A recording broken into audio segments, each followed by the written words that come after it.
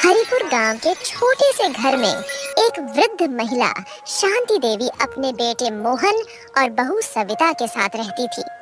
उनके पति वर्षों पहले चल बसे थे और अब उनका पूरा सहारा मोहन ही था।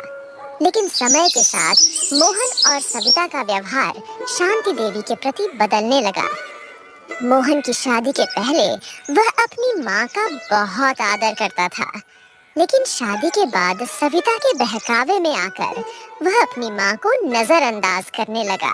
धीरे धीरे उसकी माँ पर ताने कसने लगी।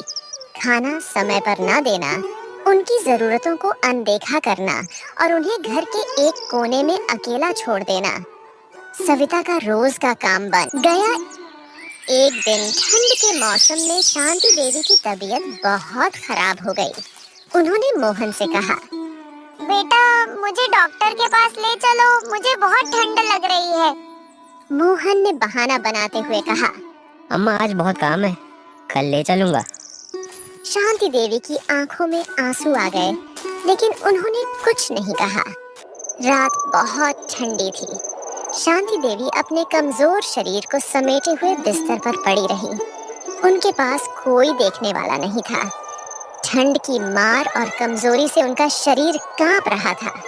उन्होंने करवट बदली और एक लंबी सांस ली। अगली सुबह जब मोहन उठा तो उसने देखा कि उसकी माँ बहुत कमजोर लग रही थी। सविता, हमें माँ को डॉक्टर के पास ले जाना होगा। हाँ जी, मैं पहले आप दोनों के लिए खाना निकाल देती हूँ, आप लोग खाकर जाना। सविता दोनों को अलग अलग कमरे में खाना निकाल कर देती है। यह लीजिए नमक और रोटी। तभी खाना देखकर शांति देवी बोलती है, बेटी सब्जी नहीं बनाया था क्या तुमने? नहीं बनाया था ना, आपके बेटे को दी हूँ और अपने लिए रखी हूँ। और यह रोटी रात की बची हुई है, रोटी बर्बाद हो जाती, इसीलिए मैंने आपको दे दिया, क्योंकि मैं अपनी मायके में बासी रोटी नहीं खाती थी और आपके बेटे खेत में इतना काम करते हैं तो मैं उन्हें बासी रोटी कैसे देती। इतना कहकर सविता अपने कमरे में चली जाती है।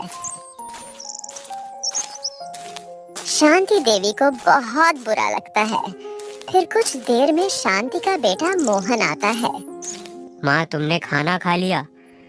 आज तो सविता ने बहुत ही स्वादिष्ट खाना बनाई था, तुम्हारी मनपसंद सब्जी बनाई थी। हाँ बेटा, सच में खाना बहुत ही स्वादिष्ट था, मेरे तो पेट ही भर गया। सच में सविता के हाथों में जादू है। तुम तो बहुत किस्मत वाली हो माँ, जो तुम्हें ऐसी बहू मिली। ये बात सुनते ही शांति की आंखों में आंसू आ गए। वह सोचती है, जो बेटा बहू के मुंह में अंधा हो चुका है, उसे कुछ भी कहने का क्या फायदा। मैं कुछ भी कहने जाऊंगी तो बहू मुझे ही 4 बातें सुना देगी कि मैं पति पत्नी में झगड़ा लगा दिया। क्या बात है माँ, कुछ सोच रही हो? नहीं बेटा, वह कमजोरी जैसी लग रही है ना, इसीलिए चुप हूँ। चलो अब चलते हैं डॉक्टर के पास। हाँ माँ चलो, फिर उधर से लौट कर आऊंगा तो मुझे सब्जी बेचने भी गांव जाना है। फिर वे लोग डॉक्टर के पास चले जाते हैं। अगर इलाज सही टाइम पर होती तो ये इतनी कमजोर ही होती, उनकी देखभाल की जरूरत है। जब वह लोग डॉक्टर के पास से घर वापस आ रहे थे तब शांति की सहेली स्वेता मिलती है।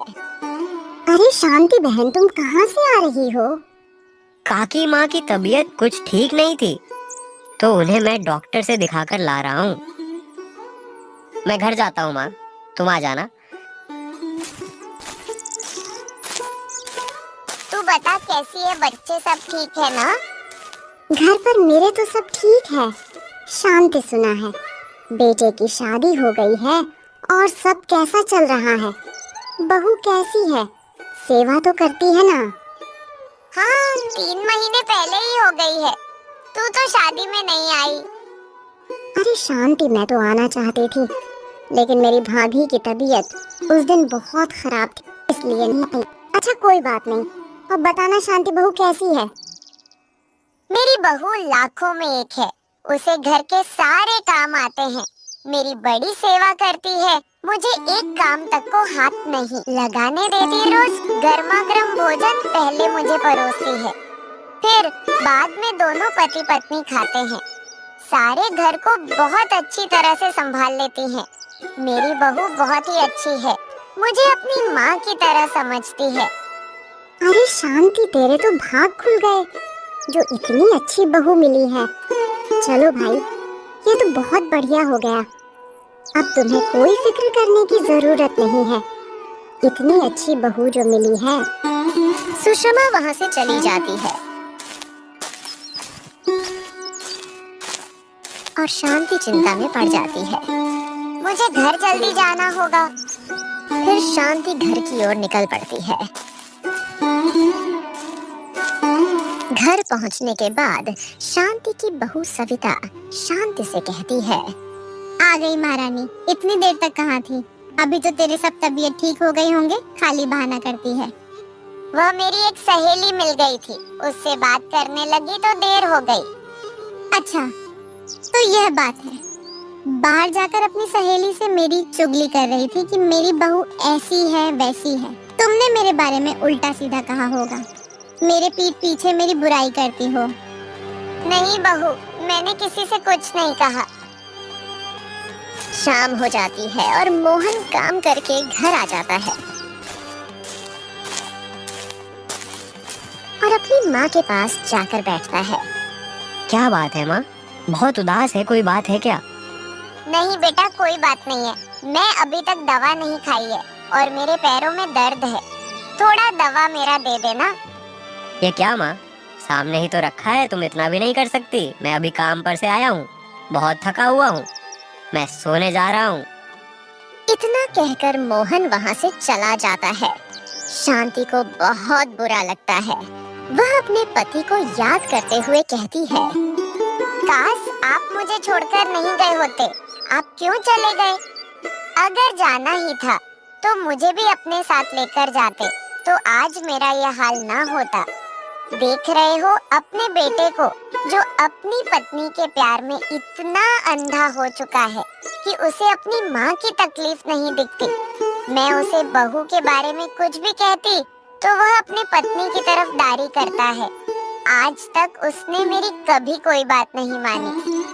पता नहीं मैंने ऐसा कौन सा पाप किया है जो मुझे ऐसे दिन देखना पड़ रहे हैं। क्या बात सविता, बहुत थकी थकी सी लग रही हो। हाँ, मेरे पैरों में बहुत दर्द है और सर में भी दर्द है। दिन भर काम करके थक जाती हूँ। आपका ख्याल रखना, माँ जी के खाने पीने का ख्याल रखना और उनकी दवाइयाँ का भी ख्याल रखना। और घर का काम, दिन भर मुझे बहुत सारे काम होते हैं। माँ जी को क्या है, वह दिन भर सिर्फ आराम फरमा रहती है। यह नहीं कि मेरा थोड़ा हाथ बटा दे। अच्छा, उसकी छोड़ो, मैं तुम्हारा सर और पाँव दबा देता हूँ। मैं हूँ ना तुम्हारा ख्याल रखने के लिए। तुम चिंता क्यों करती हो? तुम्हें परेशान देख मैं भी परेशान हो जाता हूँ। तुम परेशान होती हो तो मुझे बिल्कुल भी अच्छा नहीं लगता। माँ का क्या है, वह तो आज है, कल नहीं। उसकी उम्र हो चली है, उसकी छोड़ो। शांति ये सारी बातें उसकी सुन लेती है। उसकी आंखों में पानी आ जाता है। वाह बेटा, जब मैं तुमसे दवाई मांगी तो तुमसे इतनी भी नहीं हुआ। मुझसे कहकर गया कि मैं सोने जा रहा हूँ। तुझे अपनी पत्नी का दुख दिखता है, माँ का नहीं, और यहाँ अपनी पत्नी का पांव दबा रहा है। वह बहुत उदास होकर सोने चली जाती है। फिर अगले दिन मोहन अपने काम पर जा रहा होता है। तभी उसका दोस्त रमेश उसे मिलता है और कहता है, क्या है मोहन, कहाँ जा रहे हो? क्या बताऊं रमेश भाई, काम पर जा रहा हूँ, हाथ बिल्कुल खाली है। इतनी मेहनत करता हूँ फिर भी हाथ पर पैसे नहीं रहते हैं। अरे मोहन, मैं तुमसे कितनी बार कहा हूँ, ये सब काम धंधा छोड़ दे। अगर किस्मत में तुझे धनवान बनना लिखा होगा तो तू बन जाएगा। ये सब भाग्य का खेल होता है। हाँ भाई रमेश, तू बिल्कुल ठीक कह रहा है। बिना मेहनत किए हुए अगर पैसा आ जाता तो कितना अच्छा होता ना। मैं कुछ दिन और काम करके देखता हूँ, फिर मैं छोड़ दूंगा। जब इतनी मेहनत करके भी पैसा नहीं बचता तो फिर मेहनत करने का क्या फायदा। फिर मोहन वहां से चला जाता है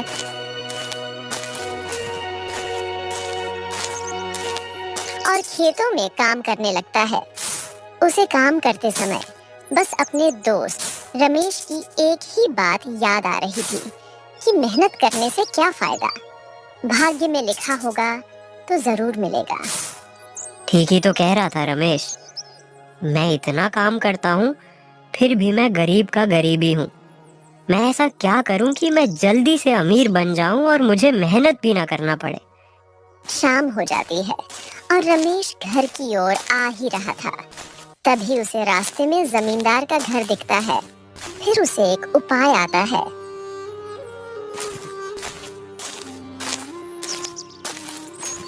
इस बुढ़िया से मैं तंग आ चुकी हूँ, इस बुढ़िया का कुछ करना ही पड़ेगा।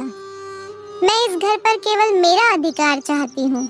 इस बुढ़िया को जब भी देखती हूँ मेरा खून खौल उठता है। पता नहीं यह कब मरेगी। उधर से इसकी दवाई का खर्च, यह मर जाएगी तो इसकी दवाई के पैसे बच जाएंगे।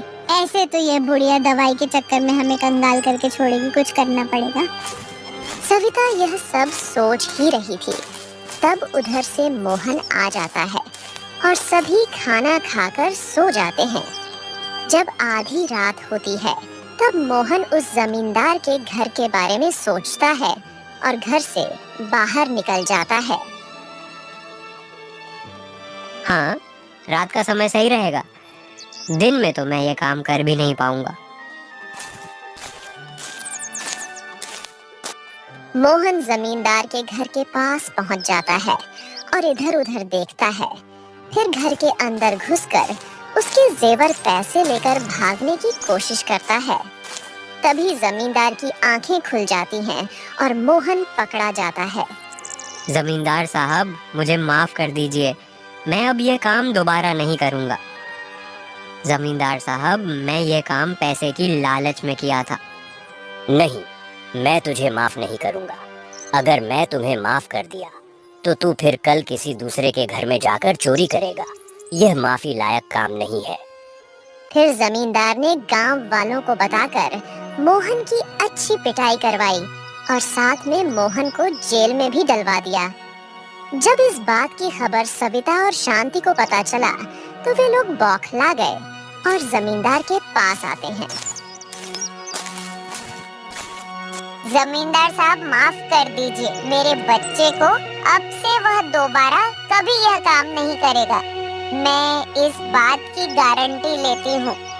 शांति गारंटी की बात करती हो? गारंटी तो किसी चीज की भी नहीं होती, तुम्हारी जान की भी नहीं। जमींदार साहब, मैं आपके सामने हाथ जोड़ती हूँ, छुड़ा दीजिए। पुलिस थाने से मेरे कहने पर ही उसने आपके घर पर चोरी करने आया। आप मेरी सजा उसे मत दीजिए। आप जो बोलोगे मैं वह करने के लिए तैयार हूँ।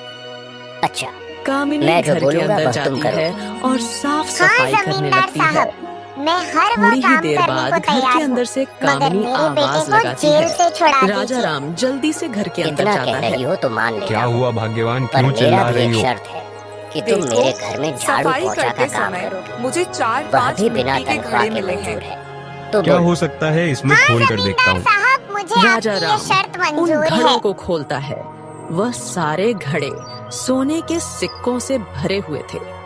कामिनी, अब फिर मैं शाम समझा होते ही कि पिताजी ने मोहन हमें यह अपने घर झोपड़ी आ क्यों जाता दी है। है और अपनी माँ मैं को अभी गले जाकर लगा मुखिया लेता जी को है। सारी बात कुछ बताता हूँ। दिन ऐसे ही चलता फिर है राजा राम और मुखिया जी शांति के घर जाता जमींदार है के घर और काम उन्हें करने सारी जाया बात करती। बताता है। फिर एक तब दिन, मुखिया राजा राम ए जी के मुझे घर एक नई साड़ी सोने दिला के दो ना, सिक्कों को मुझे अपनी देखने के सहेली लिए की जाते शादी में हैं। जानी है।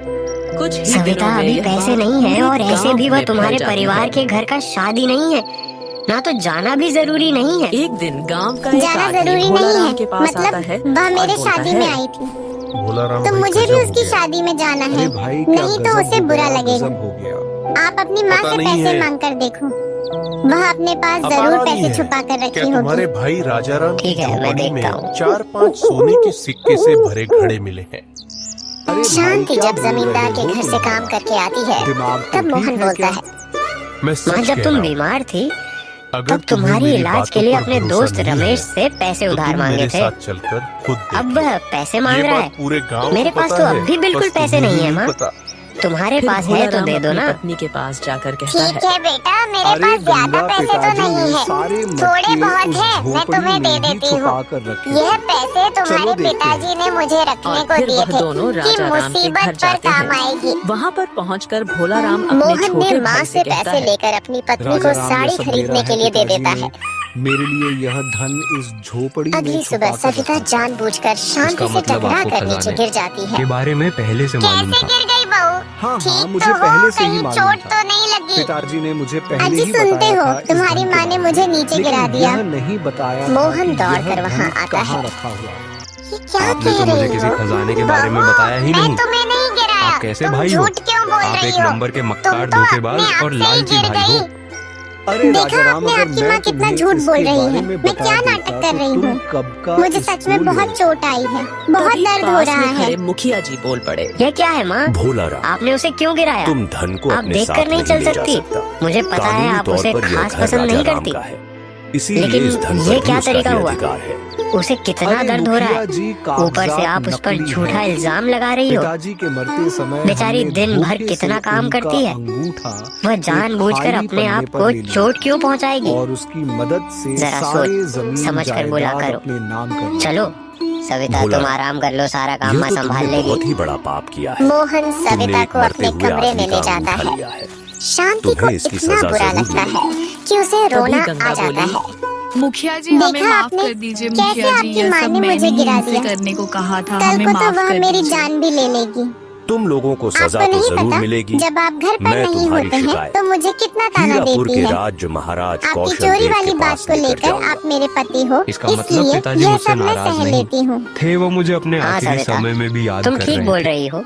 मैं हाँ भाई, तुम्हें अब पिताजी कभी तुमसे कुछ नहीं नाराज होने नहीं थे। दूंगा। वह अपने मैं हूं ना। आखिरी समय में भी आप तो तुम्हें दिन भर काम बुलाकर पर रहते हो। हम दोनों को आपको क्या खजाने पता के चलेगा? बारे में अगर बताना किसी दिन चाहते सच थे, में मगर उन्होंने मुझे मार दिया मैं तो तब लालच आप में आ गया। क्या करोगे? मुझे रह लोगे माफ मेरे कर दो बिना? मेरे भाई, मुझसे सविता बहुत माँ ऐसे बड़ी नहीं कर गलती हो सकती, गई। तुम ऐसा मत सोचो। आपने मुझे धन संपत्ति आपको नहीं क्या दी, पता कि आपकी माँ इसका कैसी है? मुझे कोई दिन दुख भर नहीं मैं है। उसके साथ रहती हूँ, लेकिन आपके सामने आपने कुछ मुझसे नहीं पिताजी बोलती। के नाम पर अच्छा इतना होना बड़ा का दिखावा झूठ बोला। करती है। मैं कहती हूँ इसके कि लिए घर में मैं माँ आपको जी कभी माफ नहीं रहेगी, या करूंगा। तो फिर मैं आप एक सविता, नंबर मैं के उन्हें इस मक्कार, उम्र में धोखेबाज कहाँ और भेजूं? लालची भाई हो। मैं रोज की कीट आपकी फीट से सजा यही परेशान हो है चुका कि हूँ। आप मुझसे बहुत मेरी दूर बात चले सुनो। जाओ। हम भोला उन्हें राम और वृद्धाश्रम गंगा नहीं के भेज हाथ में सकते। कुछ भी नहीं लगता। नहीं तो लोग आपके और बारे में दोनों क्या वहाँ से कहेंगे? चुपचाप चले मैं जाते कहती हैं। हूँ सीधे ऊपर भेज दोस्तों, दो ना, कैसी लग रही है रहेगा आपको बांस ये ना ही कहानियाँ? बचेगी। ऐसी और भी बांसुरी। अच्छी अच्छी कहानियों के ये लिए तुम क्या कह हमारे रही हो चैनल सविता? सुपर वो हमारी ट्यून्स माँ है। सब्सक्राइब कर ले। सही तो कह रही हूँ, घर में इतने खर्चे हैं, माँ की दवाई में भी इतनी खर्च होते हैं। कल को हमारे बच्चे होंगे तो उनके लिए भी तो खर्च बढ़ेंगे ना। फिर क्या करोगे? भूखे मार दोगे हम लोग को क्या? हाँ सविता, तुम सही कह रही हो। पैसे तो अभी से बचाने ही होंगे। वैसे भी उन्हें पिताजी की बहुत याद आती है। जब देखो तब उनकी तस्वीर के सामने रोते रहती है। वह भी तो यहाँ खुश नहीं है। उन्हें भी मुक्ति ही मिल जाएगी और तुम भी यही चाहती हो। तो सुनो, कल जाकर बेहोश होने वाली दवाइयाँ मुझे लाकर दे दो, मैं उनके खाने में मिलाकर दे दूंगी। जैसे ही वह बेहोश होगी आप उन्हें शमशान जाकर जला देना। माँ जी बेहोश रहेगी तो सबसे पहले उन्हें पता भी नहीं चलेगा, और रात के समय डर के मारे कोई शमशान के पास नहीं जाता, किसी को कुछ पता नहीं चलेगा। अगर लोग पूछेंगे तो मैं कह दूंगी कि वह अपने रिश्तेदार के यहाँ गई है। ठीक है सविता, तुम जैसा कहो।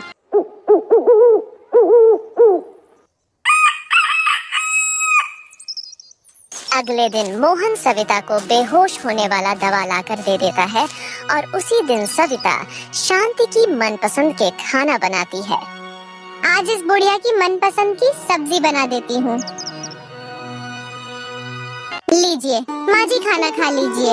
आज मैंने आपकी मनपसंद का सारा खाना बनाया है।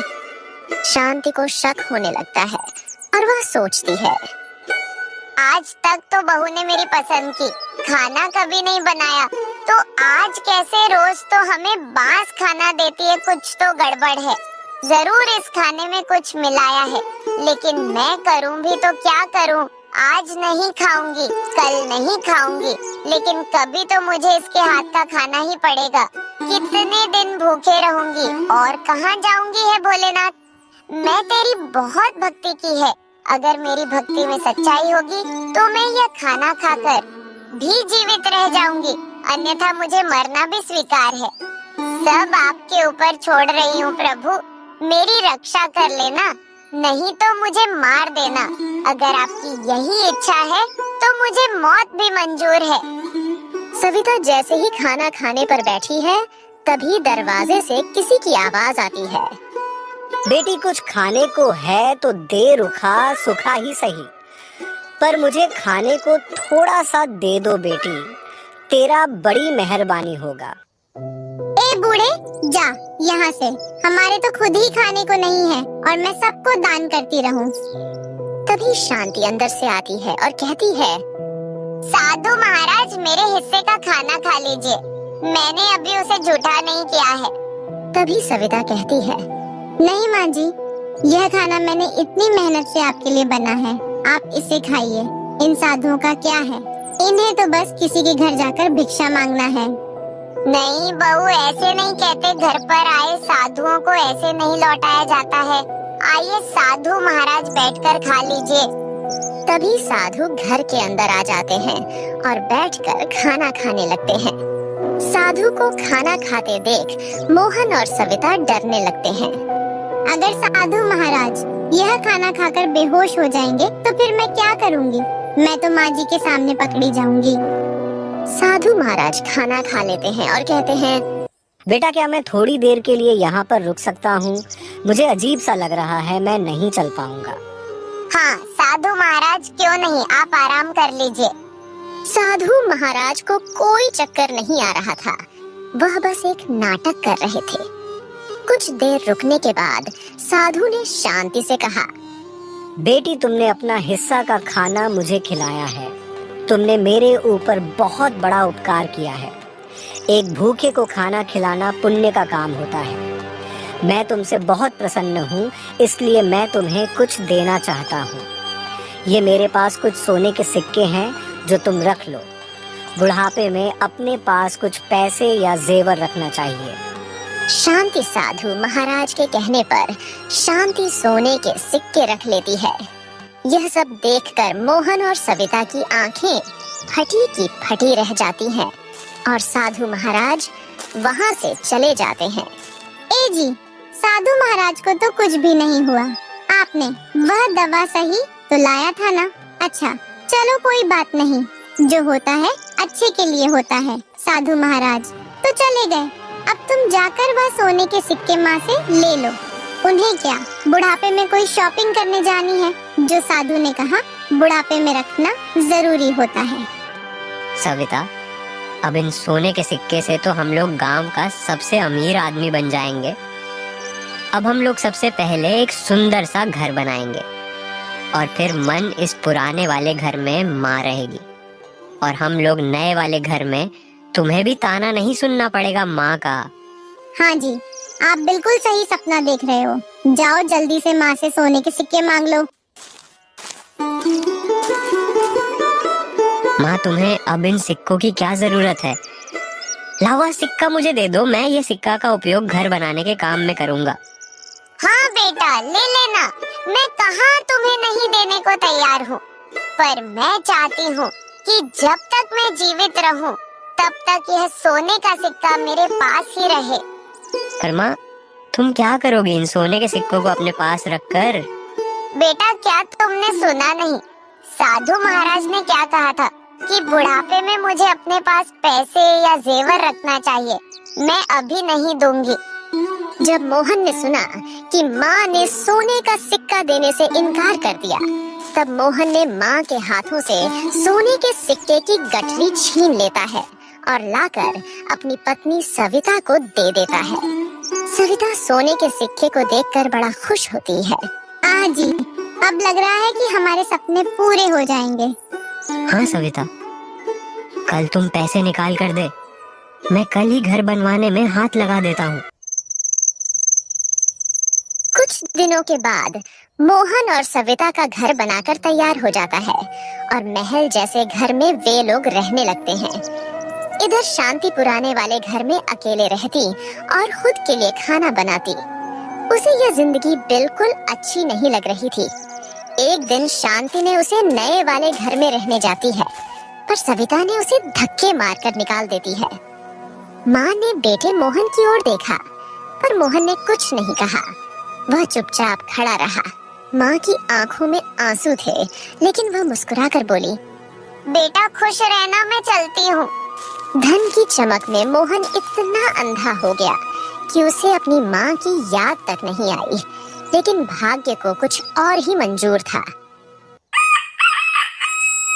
एक दिन कुछ ही महीनों में मोहन को एक गंभीर बीमारी हो गई। डॉक्टरों ने बताया कि उसकी दोनों किडनी खराब हो चुकी हैं। उसे किडनी ट्रांसफर करने की जरूरत है। अगर यह काम जल्द से जल्द नहीं हुआ तो उसकी जान भी जा सकती है। मोहन को किडनी किसी ने देने को तैयार नहीं था। यहाँ तक कि सविता ने भी किडनी देने से मना कर दिया।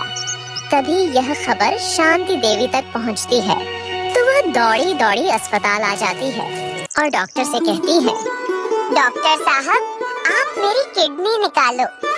नहीं, आपकी किडनी निकालने की उम्र नहीं है। आपकी किडनी निकाला तो फिर खतरा हो सकता है। अगर मेरी किडनी से मेरा बेटा बच सकता है तो ये मेरे लिए सबसे बड़ी खुशी होगी। बिना कोई शर्त रखे माँ ने अपनी एक किडनी दे दी। ऑपरेशन सफल रहा और मोहन की जान बच गई। होश में आने के बाद जब मोहन को यह पता चला कि जिस माँ को उसने सताया उसी माँ ने अपनी किडनी देकर उसे जीवन दान दिया, तो वह अंदर तक टूट गया। उसने फूट फूट कर रोते हुए माँ के पैरों में गिरकर माफी मांगी। माँ, मैं बहुत बुरा बेटा हूँ। सविता के चक्कर में आकर मैंने आपकी कोई बात नहीं मानी। मुझे माफ कर देना माँ। फिर तुरंत ही शांति देवी की आंखें बंद हो गईं और वह दुनिया को छोड़कर चली गई। उनके चेहरे पर शांति थी, लेकिन मोहन की आत्मा चीत्कार कर रही थी। इस कहानी से यह शिक्षा मिलती है कि माता पिता की कीमत तभी समझ में आती है जब वे चले जाते हैं। धन से सब कुछ खरीदा जा सकता है, लेकिन माँ बाप का प्यार नहीं। इसलिए जब तक वे हमारे साथ हैं, उनकी कदर करनी चाहिए, वरना केवल पछतावा